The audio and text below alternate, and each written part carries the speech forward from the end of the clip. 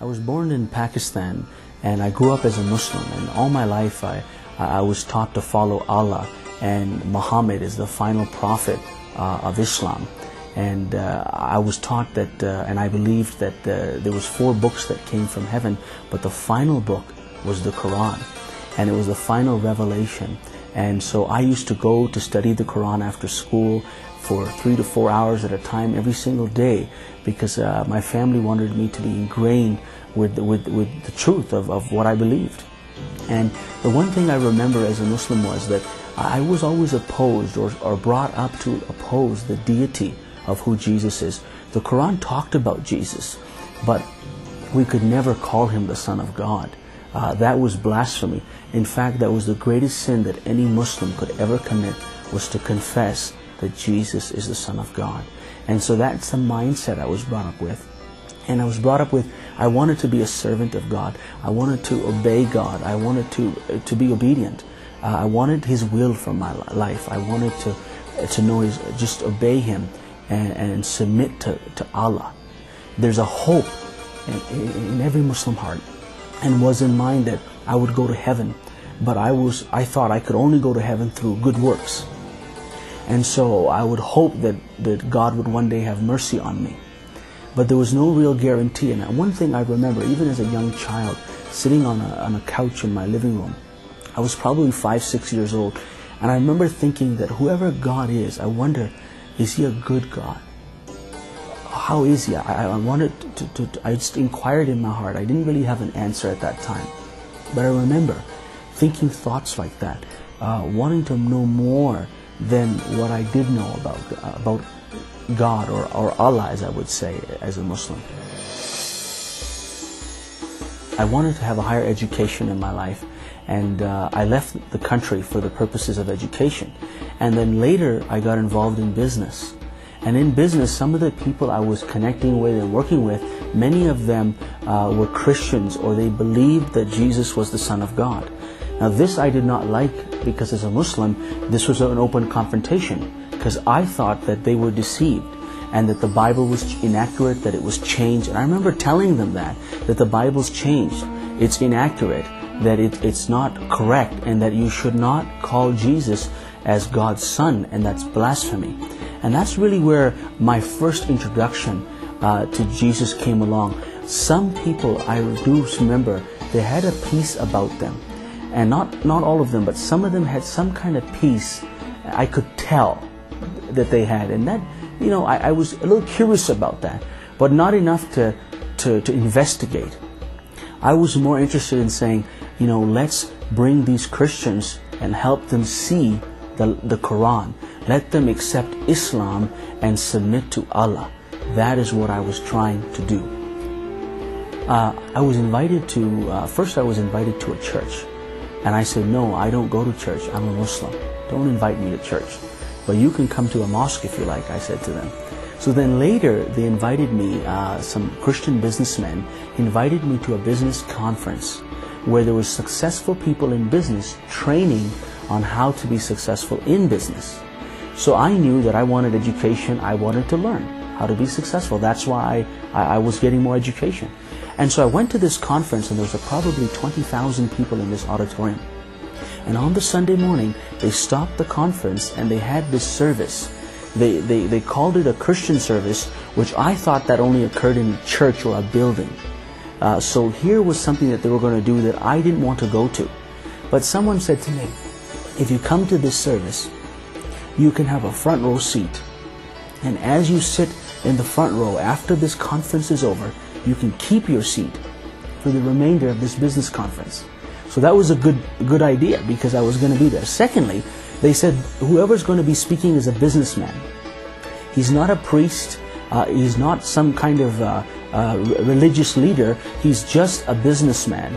And I thought, as a Muslim, well, how bad can that be to hear a businessman? So I went there to get my front row seat. And this man got up, and the first thing he said was, Jesus is the Son of God. Now that offended me as a Muslim. I got angry. And then he said, there's no name given by which you must be saved except the name of Jesus.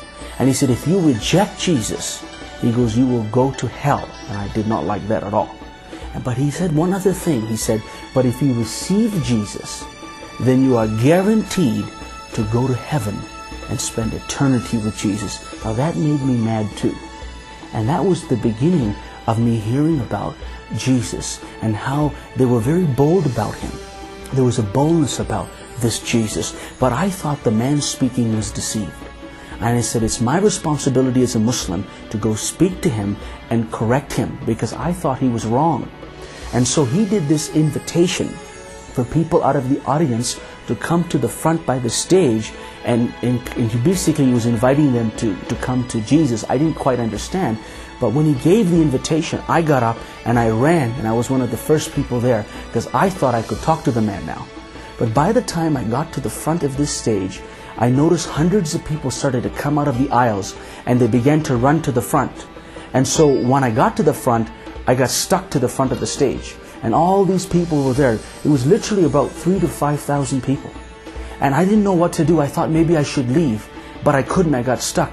And I remember the businessman.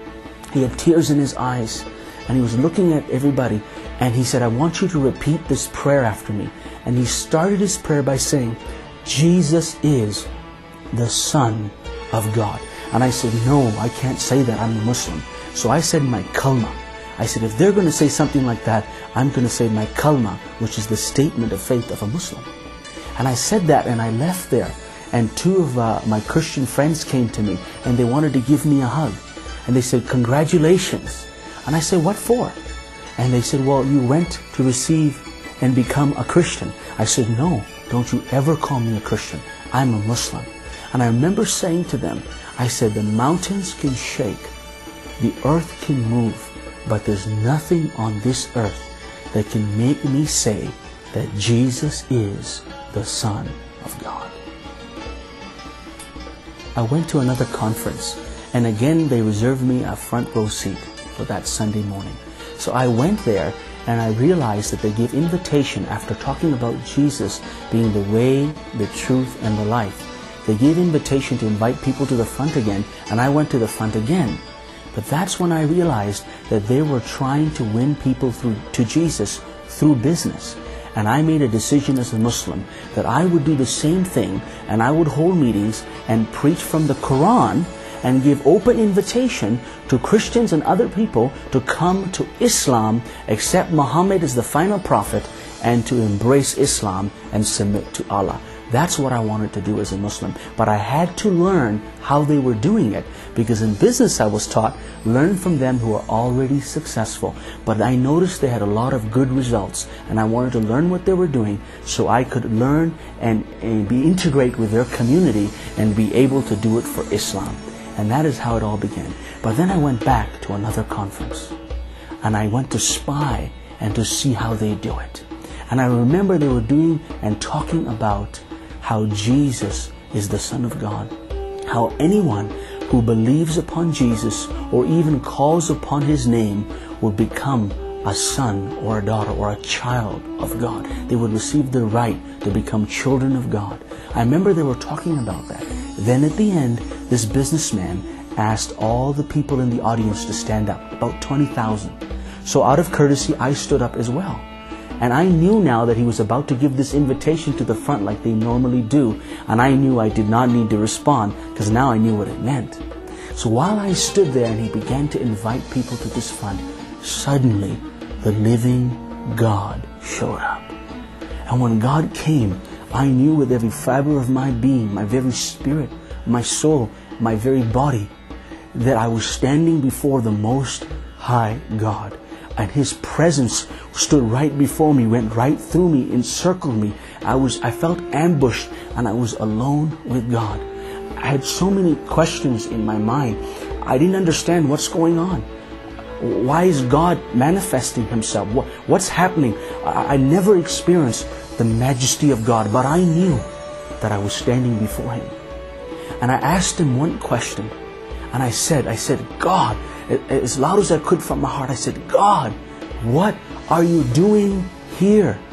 I thought these are the bad guys. What I meant was, why would God manifest amongst a people that are blaspheming in my thought by worshiping Jesus as the Son of God.